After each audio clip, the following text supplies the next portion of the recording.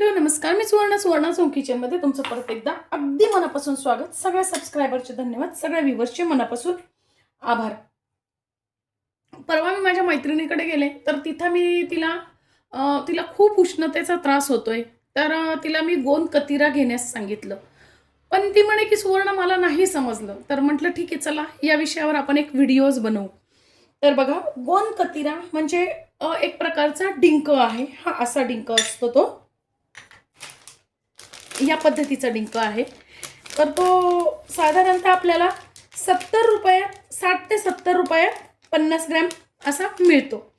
एक बघा, हा असा डिंक असतो जो आपण हिवाळ्यात तळून खातो, म्हणजे लाडूमध्ये, किंवा मग हिवाळ्यात आपण अनेक प्रकारांनी हा डिंक खातो. तर हा डिंक जेव्हा आपण हिवाळ्यात खातो ना, त्यावेळेस हा डिंक जो आहे ना, हा उष्णता तयार करायचं काम करतो, शरीराला उष्णता देण्याचं काम करतो. तर तसं ह्या डिंकाचं नाहीये. हा डिंक स्पेशली फक्त उन्हाळ्यातच वापरला जातो आणि हा आपण फ्राय नाही करत.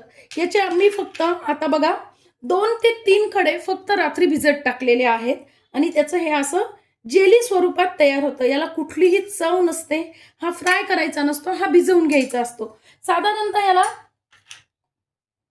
5 ते 6 तास फक्त मी हे 3 खडे बघा, हे 3 खडे फक्त मी रात्री भिजत टाकलेले होते आणि सकाळी याचं मग असं जेली स्वरूपात तुम्ही 5 ते 6 तास पण टाकू शकतात. हा शरीराला थंडावा देण्याचं काम करत असतो. जसं हा जो डिंक असतो ना, हा डिंक जो असतो ना, हा झाडांच्या चिकापासून बनतो आणि हा जो गोंद कतिरा असतो ना, हा जो डिंक असतो कतिरा म्हणून, हा मुळांपाशी, झाडाच्या मुळांपाशी बनतो, म्हणून हा थंड असतो. तर याचे शरीराला अनेक फायदे आहेत. याला आयुर्वेदात मॅजिकल असं म्हटलं जातं. बघा, याला मॅजिकल म्हणजे हा जादू करणारा डिंक आहे. तर याला म्हटलं जातं अमृत आहे. शरीराला थंडावा देतो, स्किन ग्लोईंग करतो, उष्णता कमी होते, भूक कमी लागते, त्यामुळे आपलं वजनही कमी होतं.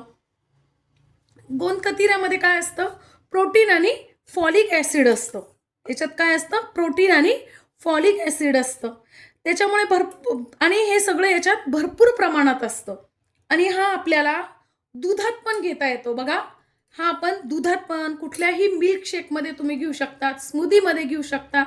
याला कुठलीही चव नसते. हा पाण्यासारखा ट्रान्सपरंट असतो, बघा, जेलीसारखा दिसतो आणि फक्त 1 चमचा खूप सगळी उष्णता हा कमी करतो. ज्या महिलांना मासिक पिरियडचा त्रास आहे, रक्तस्राव जास्ती होतो त्यांना, किंवा सगळ्यात महत्त्वाचं लहान मुलांचा गोळाना फुटला जातो, मोठ्यांचा गोळाना फुटला जातो, तर ही या प्रकारची उष्णता सुद्धा कमी करतो. स्किनवर पिंपल्सचा प्रॉब्लेम असेल तरी सुद्धा या गोंद कतिराने जातात. असे अनेक फायदे या गोंद कतिराचे उन्हाळ्यामध्ये आहे.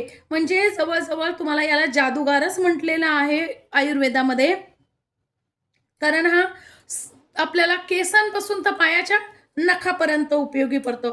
उन्हाळ्यात ज्यांना डिहायड्रेशनचा त्रास असतो ना, त्यांना तो होत नाही. त्याच्यात हाय फायबर कंटेंट्स आहे, त्यामुळे हा पचनास खूप मदत करतो, चेहऱ्यावरच्या सुरकुत्याही कमी करतो.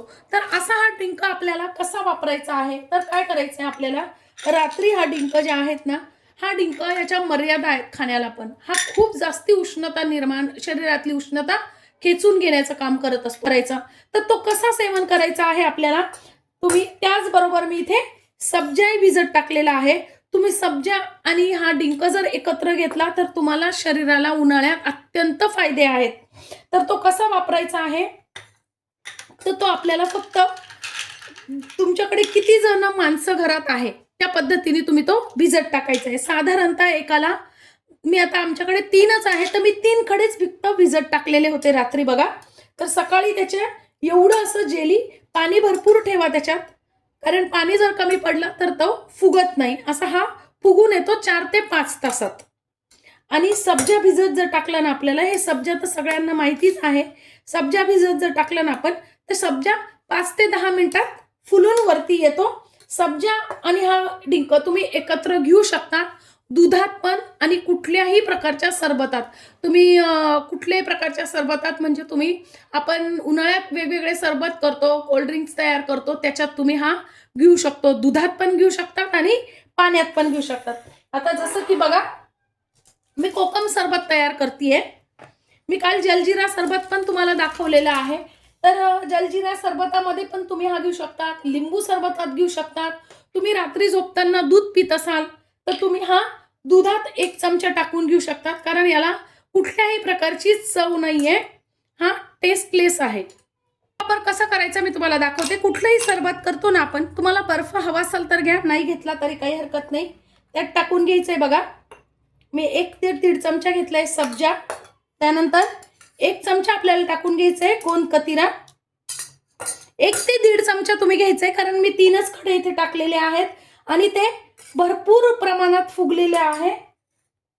त्यानंतर टाकून घेतेय मी कोकमचा 2 चमचे सिरप आणि थोडंसं पाणी. बघा, या पद्धतीने तुम्ही सरबत करू शकता आणि शरीराला उष्णतेपासून वाचवू शकतात. सारखं आपल्याला दवाखान्याची गरज पडणार नाही, औषधांचीही गरज पडणार नाही. तुम्ही गोंद कतिरा जर रोज घेतला तर खूप फायद्याची गोष्ट आहे. नक्की करा. हा गोंद कतिरा तुम्हाला कुठल्याही किराणा दुकानात मिळेल किंवा मग आयुर्वेदिक दुकानात मिळेल, पतंजलीमध्ये पण मिळेल किंवा मग तुमच्याकडे जनरल स्टोर्स वगैरे तिथेही तुम्ही किंवा मग ऑनलाईनही मागवू शकता. खूप उपयोगी वस्तू आहे. या उन्हाळ्यात तुम्ही नक्की याचं सरबत करून प्या. आजची माझी ही रेसिपी तुम्हाला कशी वाटली, गोंद कतिऱ्याचे फायदे कसे वाटले, कमेंट्समध्ये नक्की सांगा. चॅनलवर नवीन असाल तर चॅनलला लाईक, सबस्क्राईब आणि शेअर करा. धन्यवाद.